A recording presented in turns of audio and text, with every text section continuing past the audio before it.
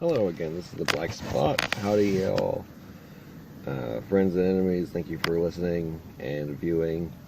Today, please like, subscribe, and donate. You got my Patreon and everything loaded up, my PayPal, and all that. So, today we're going to be reading from the Daily Library, or the Rotten Library, the Daily Rotten again. Rotten Library from the Cryptozoology folder. The Alien article, and this is a sub-article known as the Wow Signal. So, let's begin. The Wow Signal. There is only one scenario under which the scientific community will ever accept that we are not alone. Aliens land on the White House lawn, obliterate the government with all their superior proton ray weapons, and enslave all humanity. One wonders then, what is the point of having a large and expensive program to search for the extraterrestrial intelligence if scientists are simply going to ignore any results that the program generates? For instance, the SETI apparatus lit up with an incoming narrowband radio signal from outer space on August 15, 1977. Exactly the same sort of signal the system was looking for. A signal so extraordinary that the astronomer on duty scribbled "wow" in the printout. And while no one was to this day completely sure what caused the signal, any scientist will tell you that it sure as hell wasn't alien life.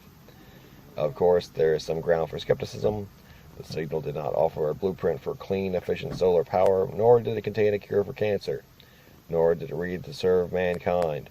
No, the first thing the outer space had to say of the world was the following bit of profundity: 6EQUJ5.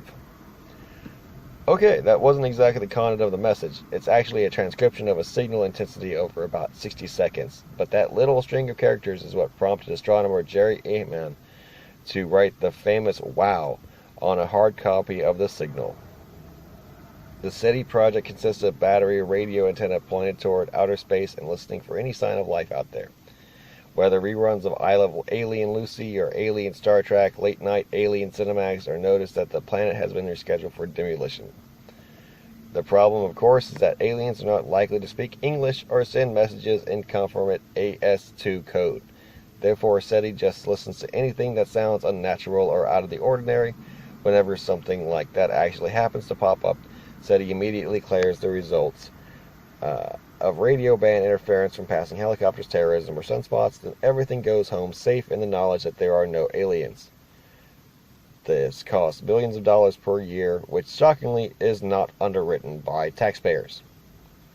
The signal was received by the Big Air Ohio State University Radio Observatory, which is almost 20 years later has been demolished, much to the future embarrassment of Ohio Wesleyan University, which owned the land and is responsible for transforming the site of possibly the first ever message from intelligent life in the universe into a back nine of a nearby golf course. That's assuming, of course, that the "wow" signal ever amounts to anything. Eman, the scientist who immortalized himself with those three little letters, plus exclamation point, has gone over the data at some length and feels that the source of the transmission remains unexplained. Eman listed the possibility that he and his colleagues have ruled out in 1997 article marking the 20th anniversary of the signal reception. Signals from an asteroid or planet in the solar system. None were in the right position, says the scientist. Plus, it all will be too spooky and weird, even if it did come from one of them. Aircraft are non-extraterrestrial spacecraft, prohibited from narrowband frequencies in the appropriate range, plus the signal would have been moving perceptibly had it originated from a local craft, and it wasn't. Ground-based transmitter, banned from using the WOW frequency, plus this has ruled out for the very technical reason having to do with the arrangement of Big Air's antenna array.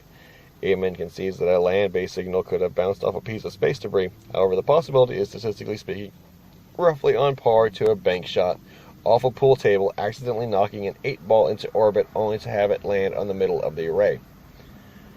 Gravity lenses.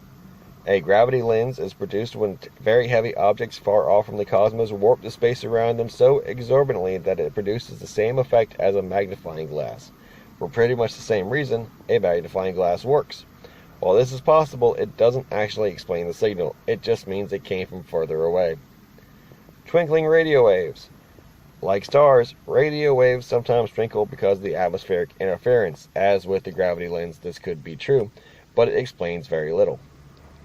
Lastly, a satellite. No official satellites were in the proper location at the time of the signal, and satellites are prohibited from narrowband transmissions in the frequency. Still, a secretive military-industrial satellite could have been seeding some secretive messages to some secretive recipients.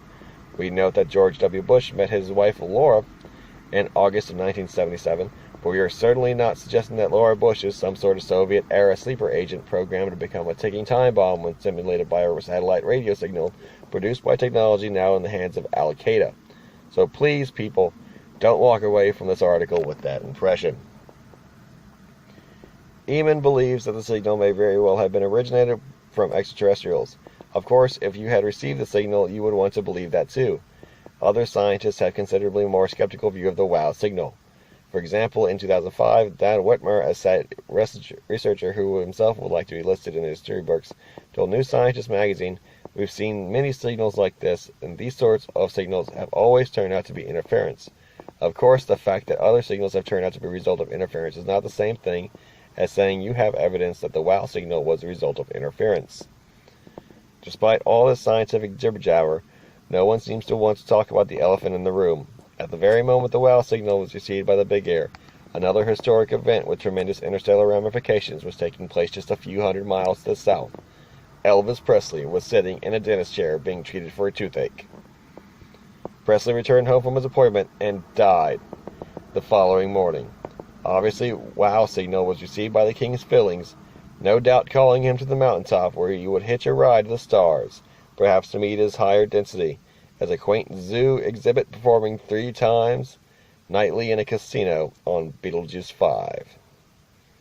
And that was an article from the Broughton Library concerning the WOW signal. The very historic WOW signal. Thank you. This has been the Black Spot. May Christ Jesus bless all of you who have listened, and bless all of you who have not listened. Thank you. May He forever reign above us, for He is risen and He is the Lord of the living. Thank you very much for listening, and this has been the Black Spot. See you later. Hello again. This is the Black Spot. Howdy, y'all, friends and enemies.